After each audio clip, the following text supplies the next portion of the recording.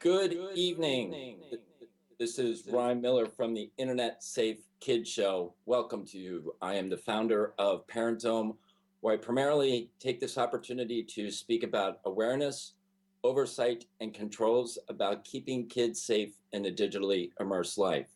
I welcome participation, so if you would like to dial in at 919-518-9773, or you can log in via Skype at Computers2K Voice. You can participate in a chat, and I'd be pleased to answer any questions relative to topic about keeping your kids safe in the digitally immersed world. Tonight, I want to go over two topics. First is I'm going to talk about forgiveness, and the other is I want to talk about family dynamics.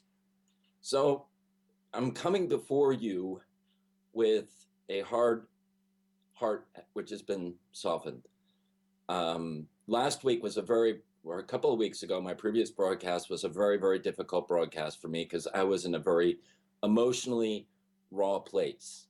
When I am dealing with this particular topic, I'm very active on several social media platforms, and Periscope is one of those, where I have a very dynamic interaction with a very diverse and broad audience, from grandparents, adults, down to children.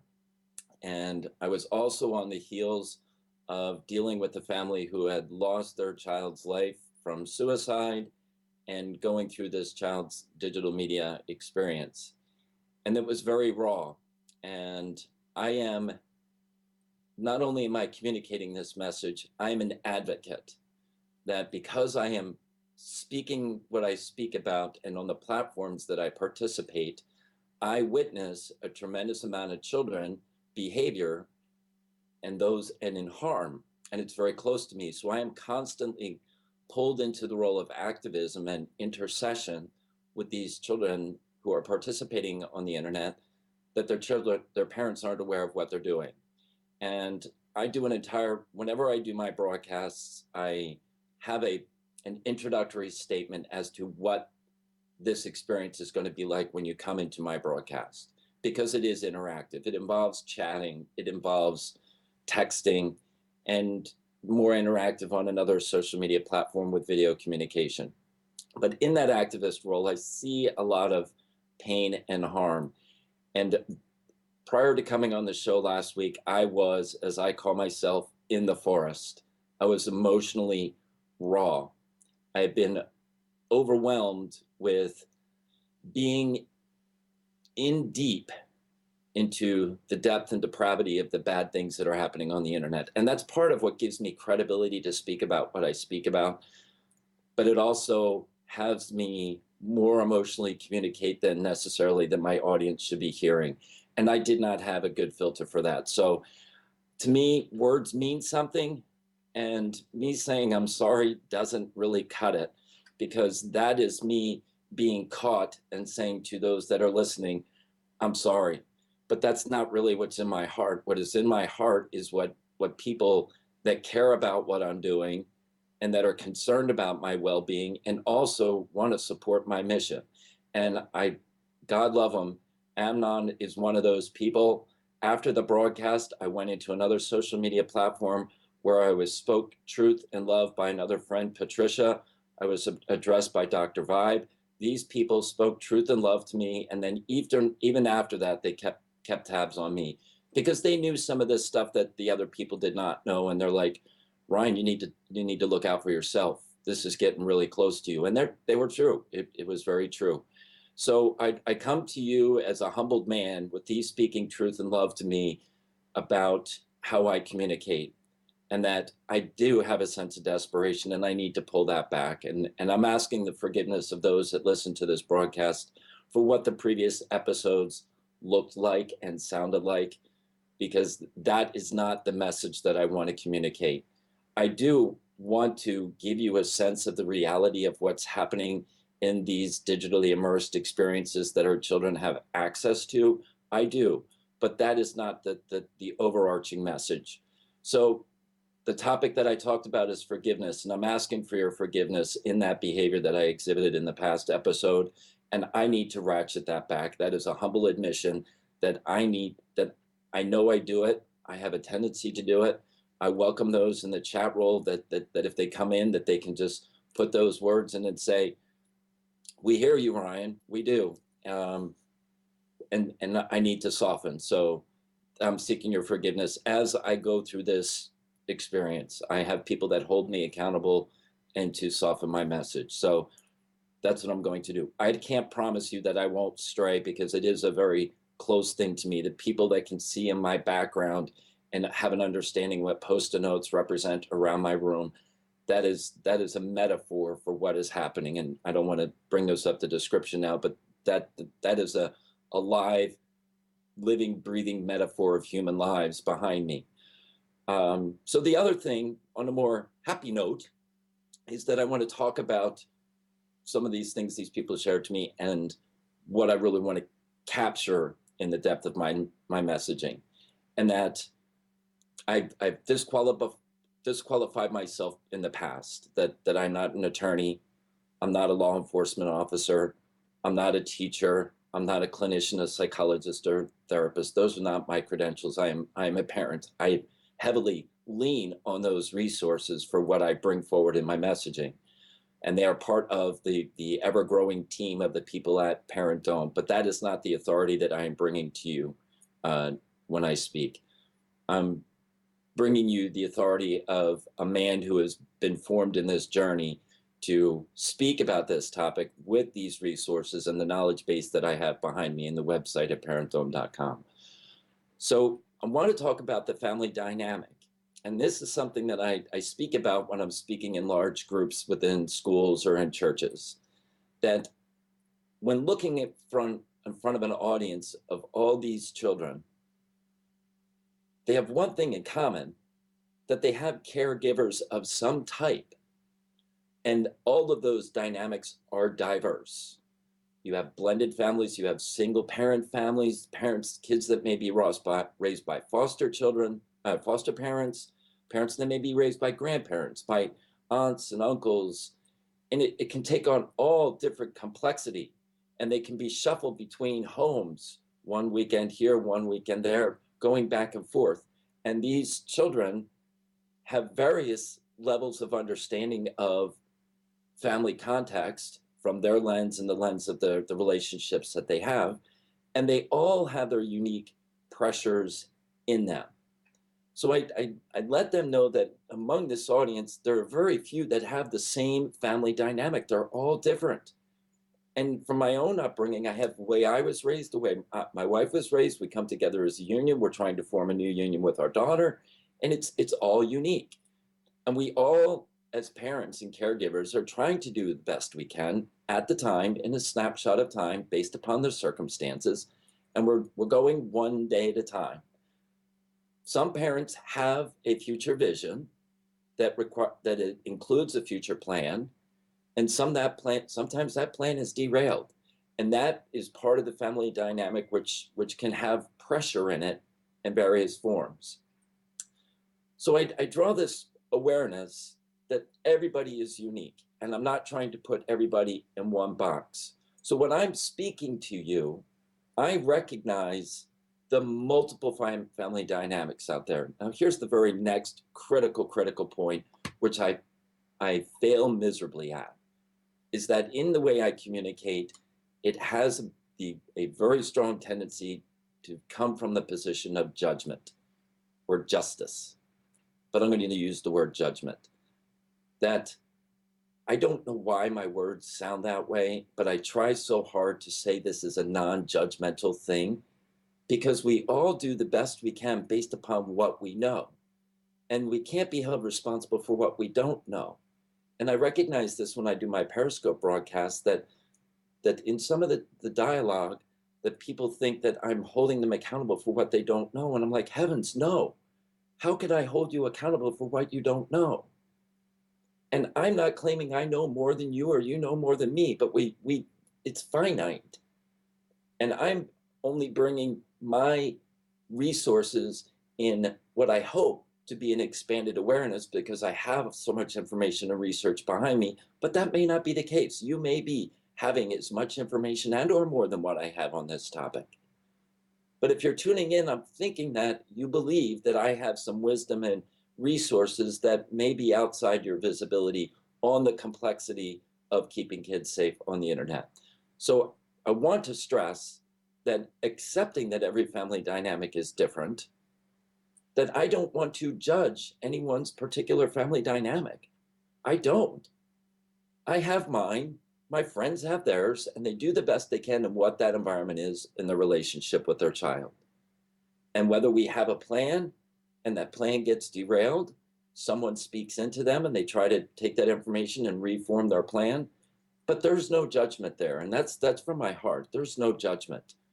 Now, part of the conversation is that when I am face to face with people and we have a dialogue, that people will want to tap into this dialogue and want to pull information from me, which I'm free to do. And when I'm in a face-to-face discussion, that judgment piece disappears because I'm able to read the nonverbal communication in response to what I may say, and I can see a reaction, and I can feed off of that reaction and take the conversation in a direction, or I can say, oh, I think I said something in a way that I didn't, I think it was being heard in a way that I didn't mean it to be heard. Let me try rephrasing that. So in this kind of communication forum that I am speaking to myself basically, and I have people listening to me, I have no feedback as to what people are perceiving I'm saying. And that when I say something that I believe that people are saying that I am judging what they are doing or they're not doing, and I'm not. Because when I tell you, people say to me, these are the things, when I have my conversation, people start listing off the things that they do to protect their child. And I say those are good things. Those are great things. But there's additional things that we can think about, and you may not be aware of those additional things. Are you willing to have that conversation with me to explore how much wider it could be? And unfortunately, this is me, that I come back and I try to say, if you don't want to have this conversation, let me just drop a couple of nuggets for you. And I talk about the post-it note over the webcam or the flashlight application or the web router as a way to hopefully get them to expand their awareness, that they'll go, well, what do you mean about the webcam? And for me, that has been hopefully a tool to say, I really want to have this conversation with you a little bit longer to talk about this awareness so that I can get you involved in a relationship, that I can give you access to this awareness. And so you can help look at some additional tools and resources available to you to take this journey. And then I learned something. One of my friends made a very good point, is that when I have that conversation, that some people take a mental leap. And the mental leap is more time, more energy, more intrusion on my child, more conflict, more frustration, all this kind of things which are negative based upon the relationship that they have with their child now. And I'm like, wow, why are they making that leap? And they said, it's just based upon what you're saying. They're taking these things and saying, when he says this, this means I'm going to have to do this and this and this and this. And I'm like, no, you don't. You have the ability to have this information and just make a decision about it. The decision is whether you want whatever you want to do with that new knowledge. If that new knowledge does not apply to your family dynamic, nor child, nor your relationship with technology, it's more information that you have. You may not need to apply it, but you might be able to use it to help someone else's child. And then the other piece is with that, maybe it is something that would be a behavior or discipline or tool that you would use in your family, that it doesn't require your discussion. And that was the other thing that brought up to me, which was very powerful. I want to key off on that in just a moment. But if I would appreciate if anybody wants to have some conversation or participate in the chat roll with me, I welcome that. You can do that by calling in at 919-518-9773 or coming in via Skype at Computers 2K Voice. So I welcome anyone that would be interested in having any discussion with me on this topic. As I've shared before, my participation on Periscope is very fluid. that it's a very similar broadcast at this, and that people come out of all over the place to my broadcast and start asking me questions midstream in the conversation. And it is, and it can be quite entertaining and lively. So I welcome that if that's not too much of a distraction for people, but that's part of some of the banter that can be quite fun. So when I was talking about that a conversation is believed to be needed, that's another leap that is not necessary. So one of the examples I talked about was my friend who was overseeing his child's texts, and he had visibility on every text that was going through his phone, and that at one time those texts disappeared, and that he went and he took back his child's phone and he saw that his son had downloaded an encrypted app, and that was the trigger for him to step in and have the conversation with the child, because he saw it. He saw the behavior change, reacted immediately, had the conversation, got into a contract, and now they're in a much tighter, loving relationship based upon his feedback and the response of the child. But in that scenario, if you have visibility on the texts and there's some communication that's going on with somebody that could be in the domain of cyberbullying, your visibility on it is an indicator that this behavior is happening, but it doesn't require your immediate intervention.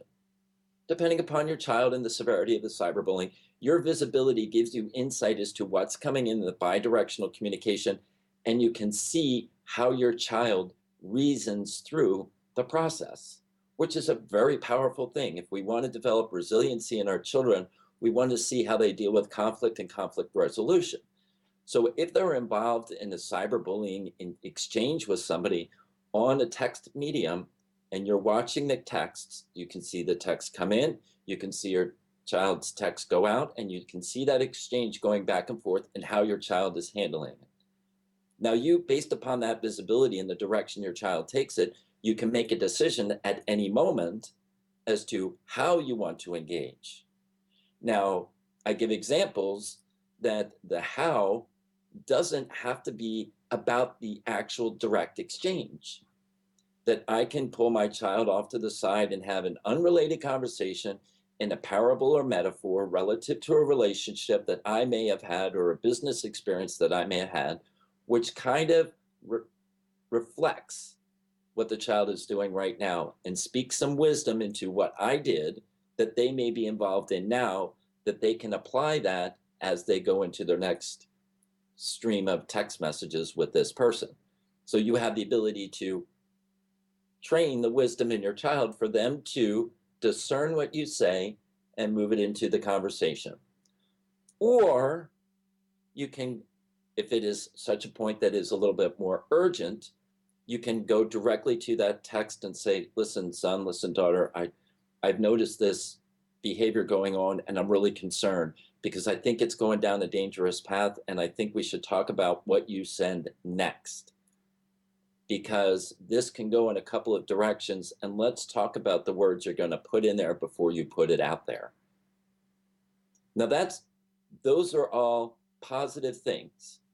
Or another behavior is that we can, when we see it immediately, we can help the child coach them through what that text can look like. And that's, again, what age they are, what their emotional development is, what their psychological capabilities are, and your availability to do that. These are all factors of it. But that behavior cannot happen without you having that visibility into it.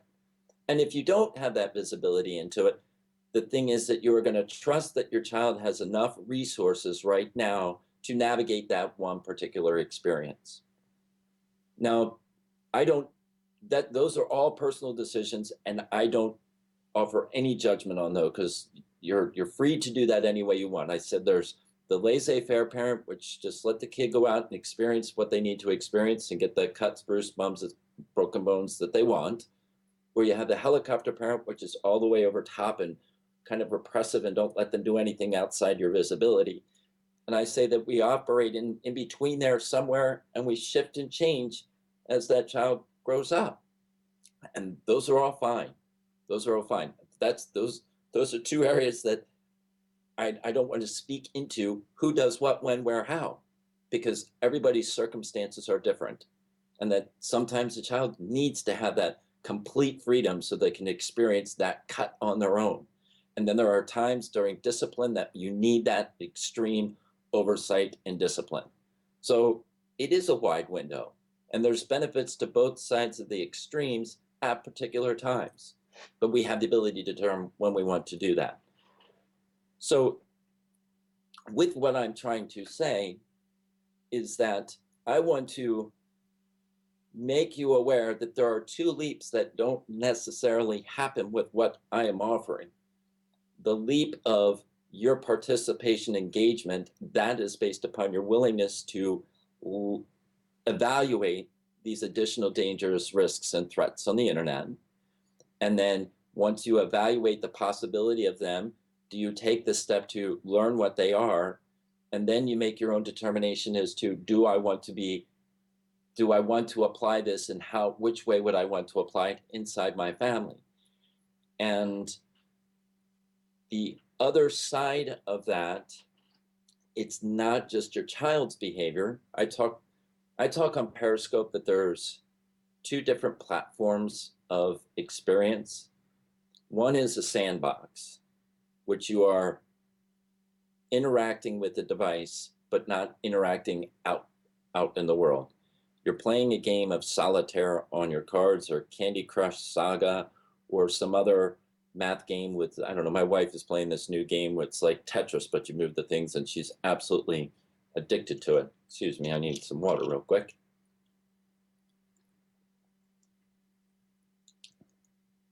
By the way, if I do this like Marco Rubio did, somebody put that in the chat roll to say, Ryan, you're looking like Marco Rubio.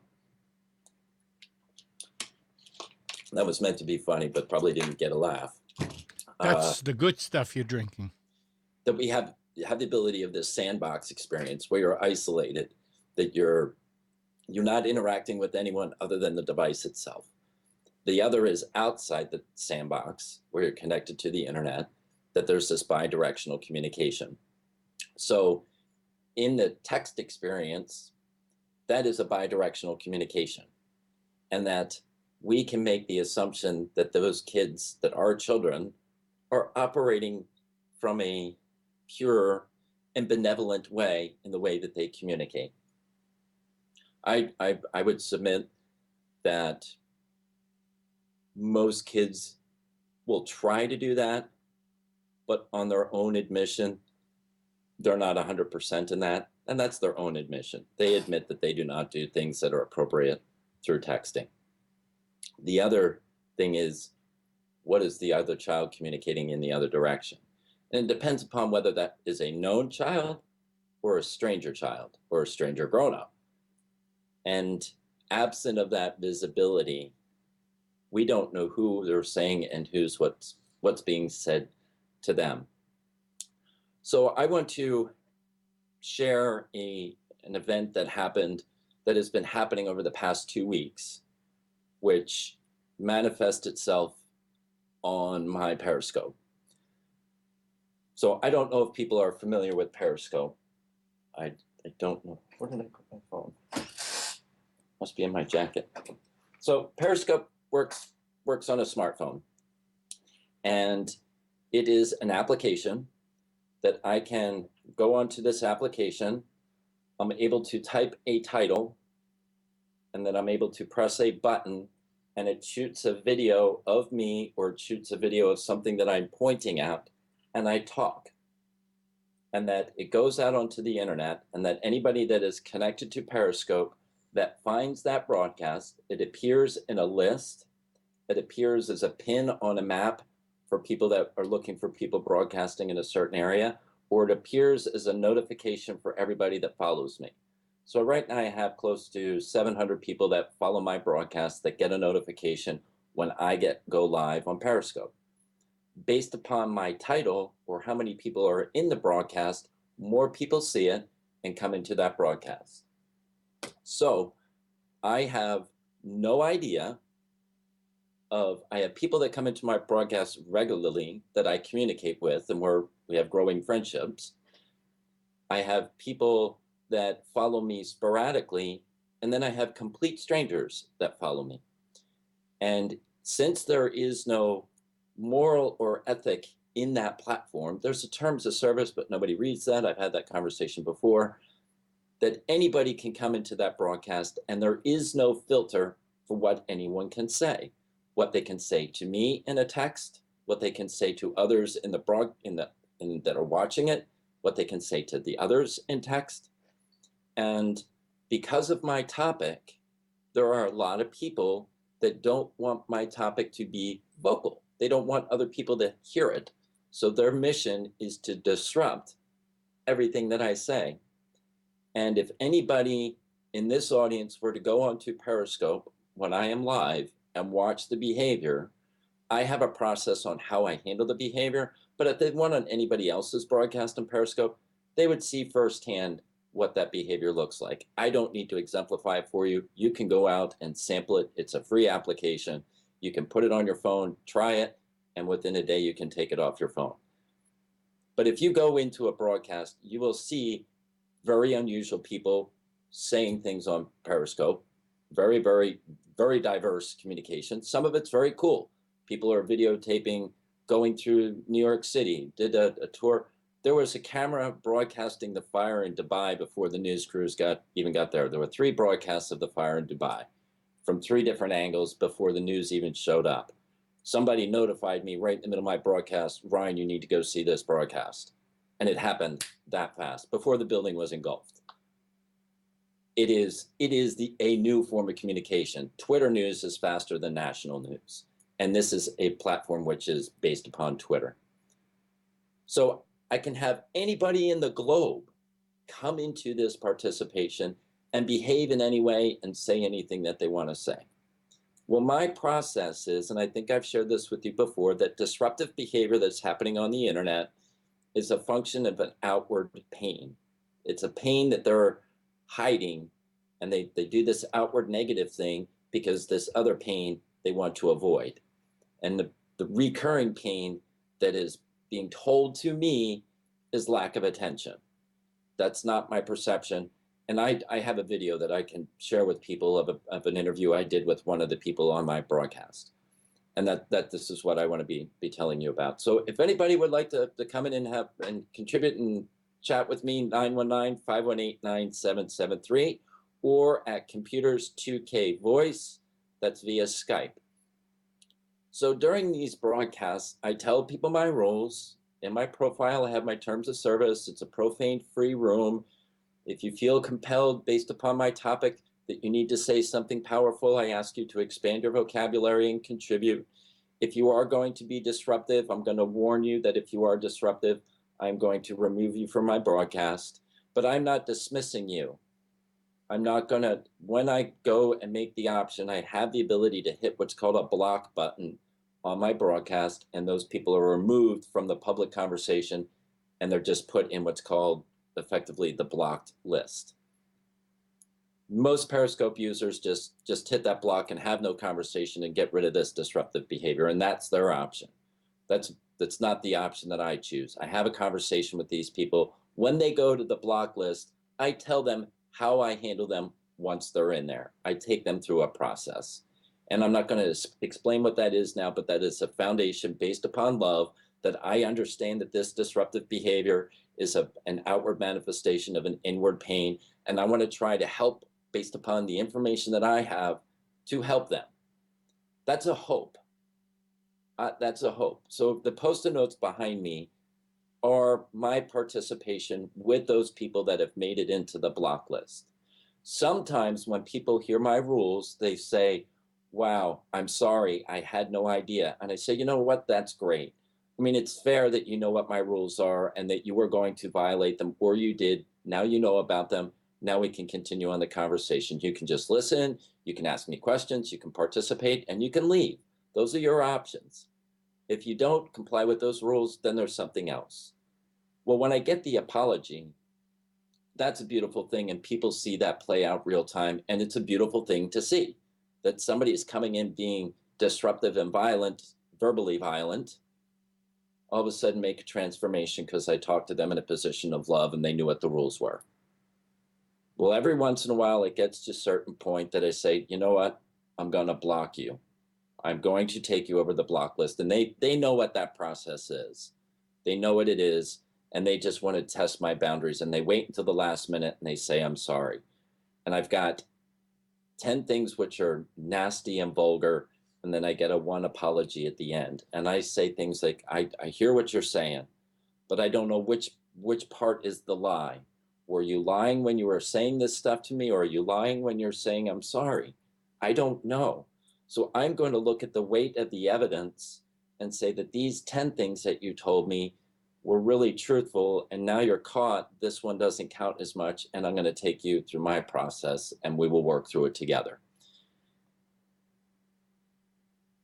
I had one of those people that I did not take through the process, and I resolved it right in the middle of the Periscope.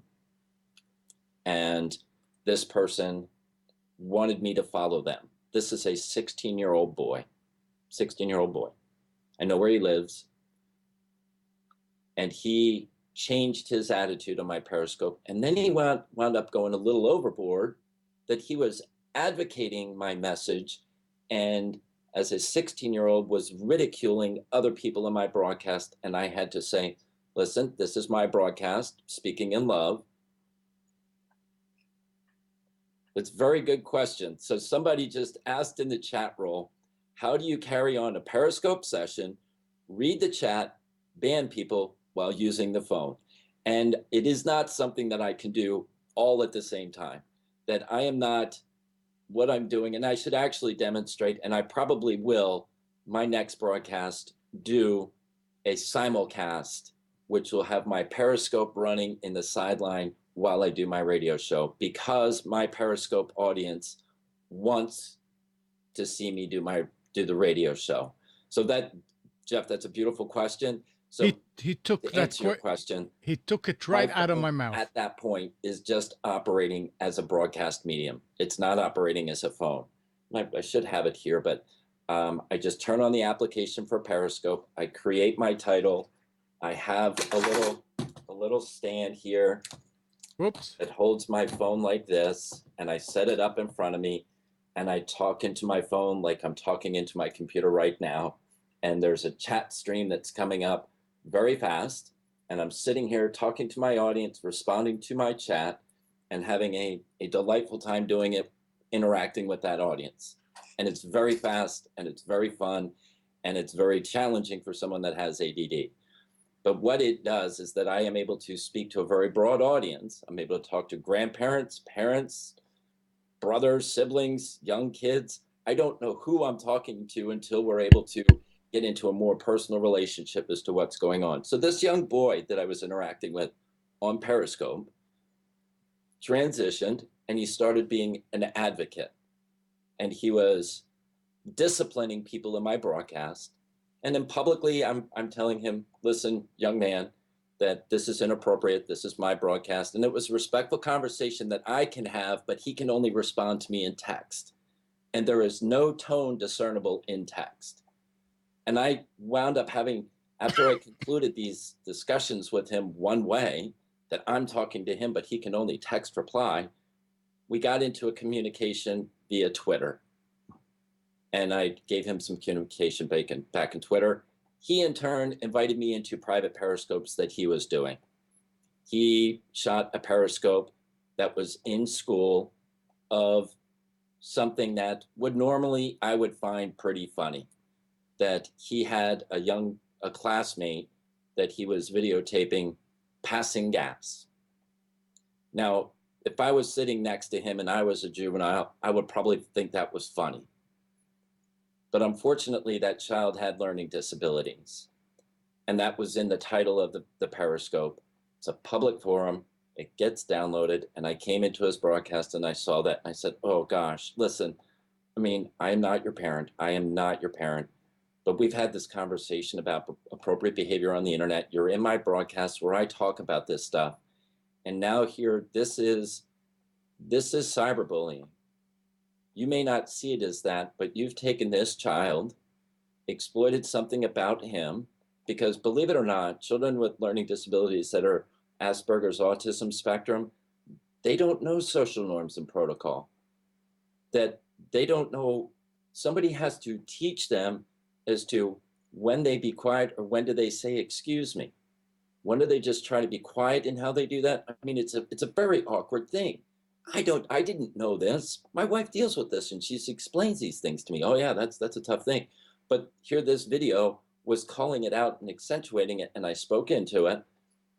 And then his feelings got hurt. And then I have another realm of conversation with him.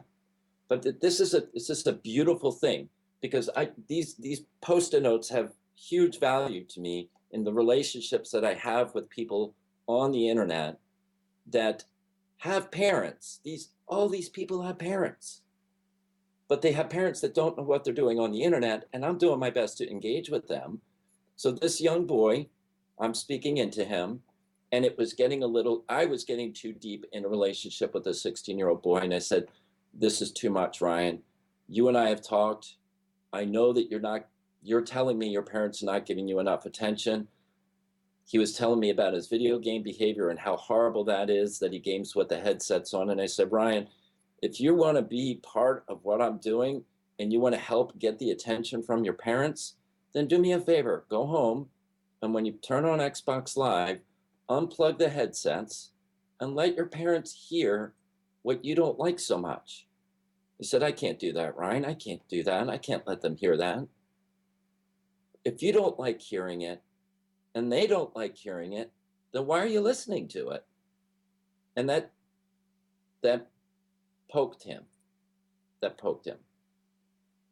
So he was trying to have me deepen my relationship with him because I was filling a void that his parents were not. And I said, I'm not doing that anymore. I welcome the opportunity to have a conversation with your mom or dad. I will do it on a video so we can talk. I don't need to see anybody's face, but let me have a conversation with them that I am not going to allow you to watch my broadcasts anymore. And I'm not going to follow you on your broadcasts anymore because this is an issue which your parents need to be involved with, not me. It's completely inappropriate. I am not going to inject myself into your family's life. You have your own. So if you guys have some more questions, I love them. So Jeff, that was a beautiful question. I hope I answered it appropriately for you. So by the way, you can do that at 919-518-9773, or you can come in at Computers 2K Voice via Skype. So I had this arranged, well, let me say, I sent a link via Twitter to this young man to give to his mom. And I left my link open, and then the mom comes in, the camera is pointed to the ceiling, and I see a spinning fan around, and she introduces herself. The first thing that I said to her, I said, you should be very proud of your son. Your son has very good character. I'm very proud of your son. I know he's seen a bunch of my broadcasts. I believe you listen to a bunch of my broadcasts. I do three to four a day. And I said, I believe you've heard what I have said. You've probably heard me interacting with your son. I don't know. But I want you to understand what my mission is. And she said, Ryan, I understand what your mission is. You're really clear in your mission, and you're very passionate about it. And I really appreciate what you're doing. And I said, the reason I'm asking to talk to you is because there's things happening between Ryan and I where his feelings are getting hurt. And that's not my goal. My goal is to keep him safe. At the same time, I do not want to insert myself into your family. I have no business doing that. So I am telling you, Mom, that I am blocking Ryan's participation on my broadcast, and I am not following Ryan. That's my commitment to you. And that I believe Ryan has some things that he wants to tell you about if he hasn't told you about them already. Some of the things that he has done on Periscope that I've talked to him about, which he didn't tell his mom, and his relationship with the video gaming experience with his headsets, which he didn't tell his mom. And she is asking him, what is he talking about? And I said, that's not something that I want to do right now. I want to leave that between you and Ryan. I am not here to hold Ryan accountable for what he is doing. I'm not. I'm just speaking truth and love into him. And I'm telling you, you've got a good son and he's got good character. And by coming in and listening to me and some of the things he said and done and responded to is good character. But what Ryan told me in private is what I hear in schools all over the country when I do a presentation or I'm at a youth group outside of earshot of parents. Please hear what I'm about to say is not in judgment, none whatsoever. I am just sharing with you at this moment what the children are saying with their words and with their action. And you don't have, I have a video of an interview that I did with this young man and him speaking to adults. And he did this with his mother's approval. I asked his mother's approval for this. They want their parents to keep them safe without asking the parents to keep them safe. And what that comes down to in their words is, I want my parents to love me without me asking to be loved. That's those words. And I'm not, there's no value judgment in that. There is not, because I'm telling every kid that their parents love them. And it's a true statement.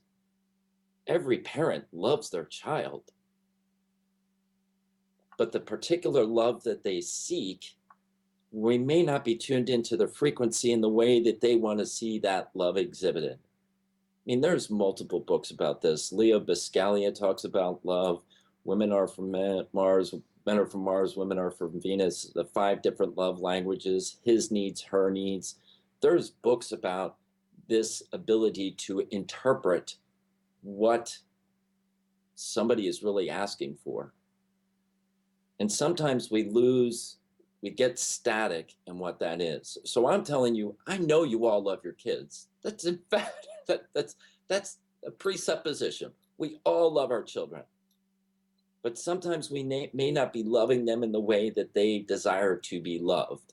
And I am suggesting that this is just one of those ways that we may not be exhibiting it in a way that they most desire it. And when I had this conversation with the young man, I didn't know he was listening to me in the background. I was talking to the mom. And he came in at the end of the conversation and we had a nice dialogue. I said, "Oh my gosh, I didn't realize you were back there. I was talking to your mom." He said, "No, it's okay." And I asked him, "Are you okay?" And he's a young boy, 16 years old. He was crying. And what was happening between he and his mother, based upon what I was facilitating, again, I'm not a therapist. I'm not. But I'm coming from the supposition that I'm loving people. There's a beautiful song by Toby Mac. It's called Speak Love, Speak Life, Speak Hope. And that's what I'm trying to do. I apologized and I'm seeking your forgiveness for the past week that I was not doing that to you, because I was so enmeshed in the pain and horror of what I'm saying, what I'm calling the forest of the bad stuff that's going on the internet. And I need to distance myself out when I come into these platforms and talk about it, because I know parents love their children. I know I love my daughter. There are times where my daughter says to me that I need to love her in a specific way. And I can be tuned into that, or I can be tuned out, or that message can be disruptive to me. That's my own admission. And my wife has to tap me on the shoulder and says, "Hun, she needs you to do this." I'm like, "Really?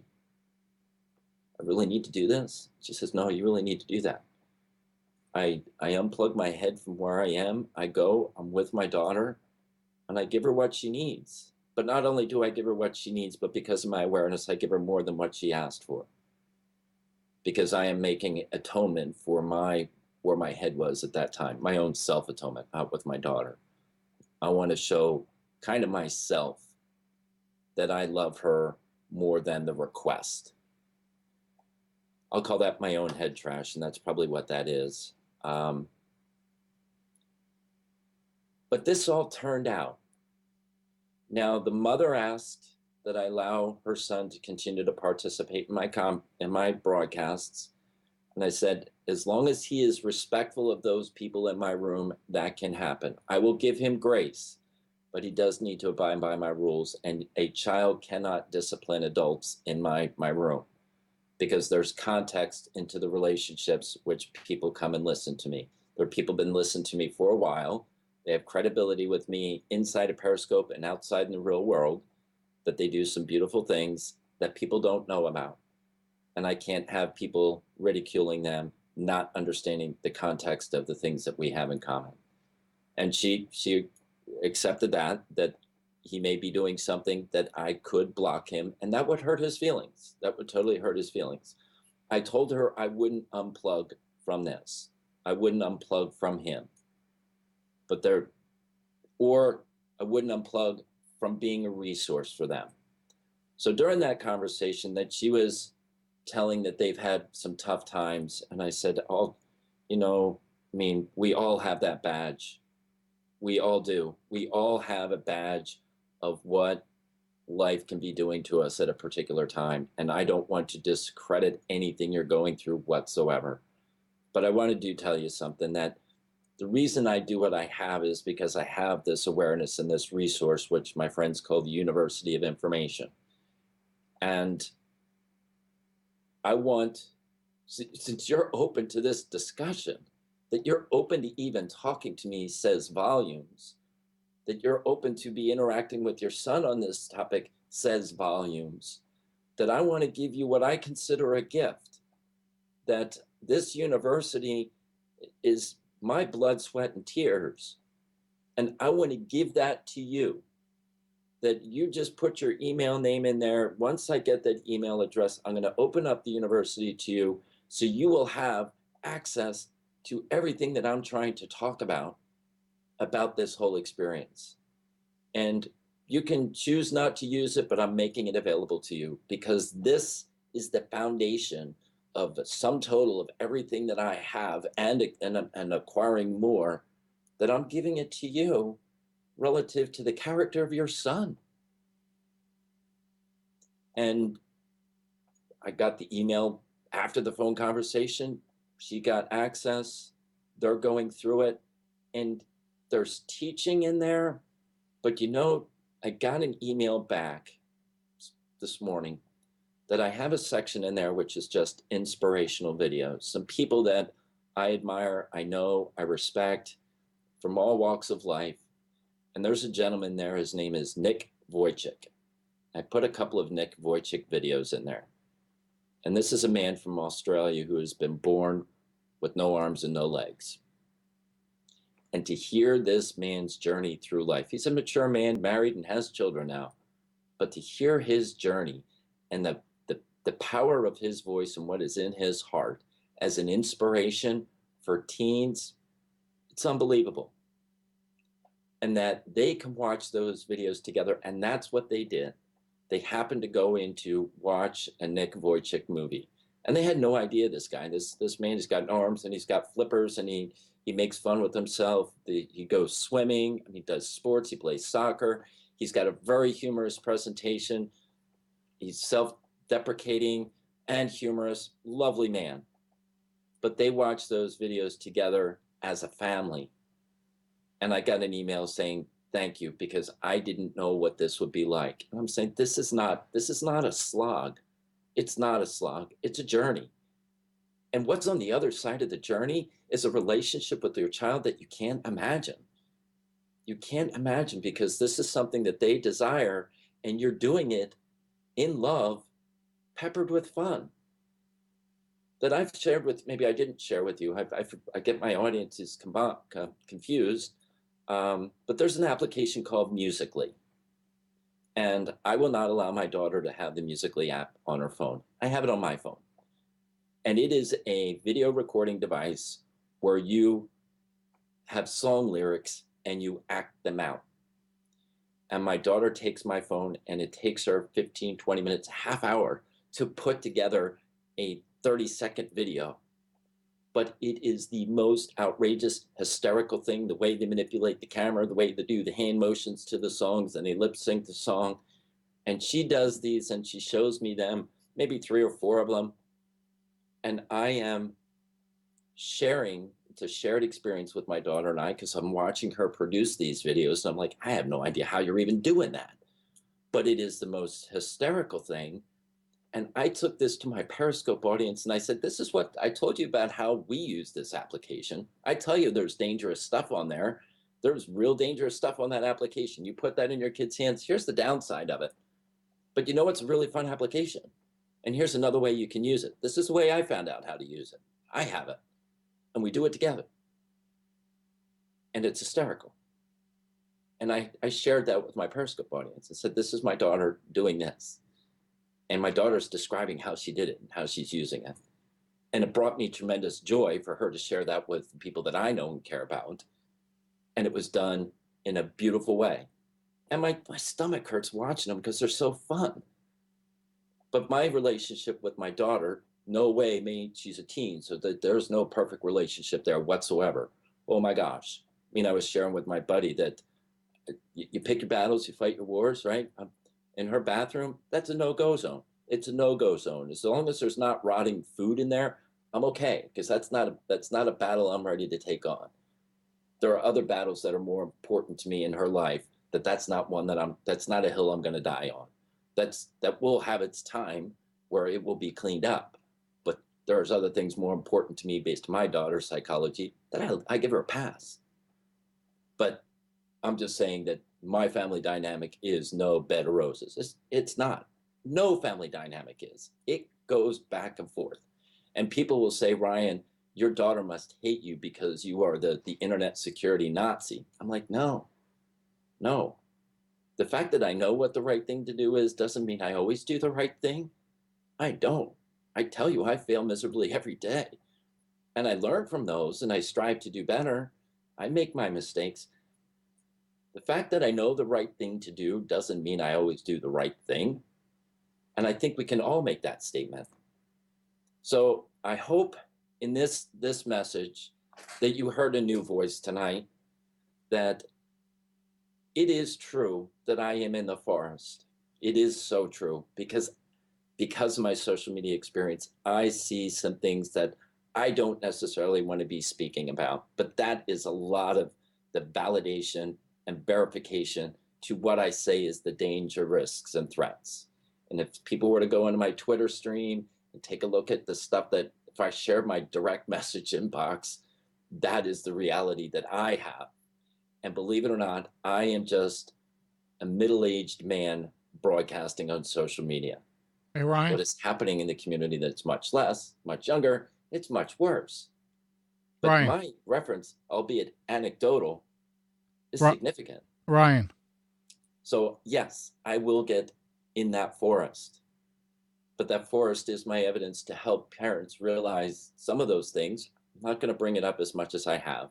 I'm telling you it exists. The forest is part of our ecosystem. And that I seek your forgiveness for how I was communicating that in the past. I really do. And I hope you do find it in your hearts to forgive me, because my mission is one, to keep kids safe. That's what it is. It's to keep kids safe. I want to help parents expand their awareness, talk about the tools and process to provide the oversight, and to develop the controls to help make it easier. And it's all about speaking love, speaking life, speaking hope, and keeping your kids safe. So I thank you all for coming and joining me tonight. You found a new Ryan tonight. I have my resources, which are available at parentdome.com. You can connect with me on many social media platforms. My name is Parent Dome. So if you Google that, it will show up on my Twitter. You'll see an archive of what my Periscope is. All of my social media presence is on that, but my website is parentdome.com. So thank you all so very much. I hope you have a blessed weekend and relax and enjoy it. And here's to strong, healthy families. Thank you so much.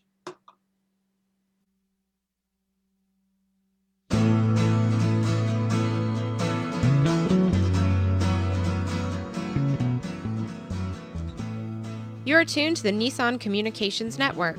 Our weekly lineup of call-in programs includes Computers 2K Now with Amnon Nissan, My Life, My Will with Gisela DiCarlo, The Tanya Love Show, Help Then with Debbie Bruck, Breaking Free with Marilyn Shannon, Triangle Be Well with Howard Jacobson, Lunch and Learn with Rabbi Yisrael Cutler, Lessons of Vietnam with NCVVI members, Parent Dome with Ryan Miller, Current Affairs with Amnon Nissan. And if you tuned in too late, you can always watch each program in its entirety or download an MP3 audio file of it in the archives section on nissancommunications.com. Don't forget to subscribe to our YouTube channel, follow us on Twitter, and like us on Facebook. Sponsored by Atomos.com, makers of quality video recorders and converters, CarolinaApparel.com, and DeltaForce.net.